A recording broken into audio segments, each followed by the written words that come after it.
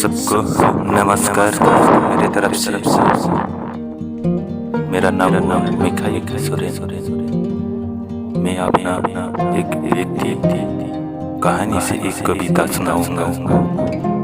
कविता का नाम है दिया बीती तन्हाई।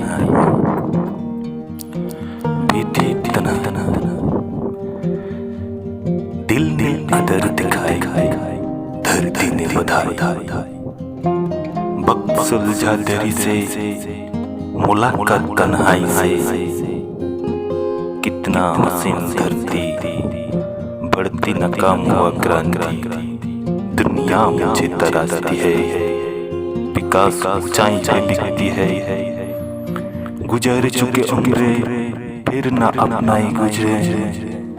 हालांकि कहीं तो है, पुकारे बहती है।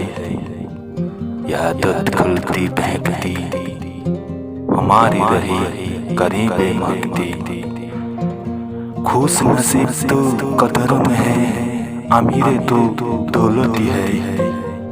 बिन पैसे इंसान असहाय कहलाती है। मनुष्य हाथ पैर निरुपाय में कुर्ता कहती है।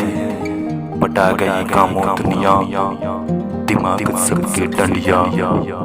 वर्तमान अतीत से शिक्षा, भविष्य ढेर गांठों मंथन दीक्षा।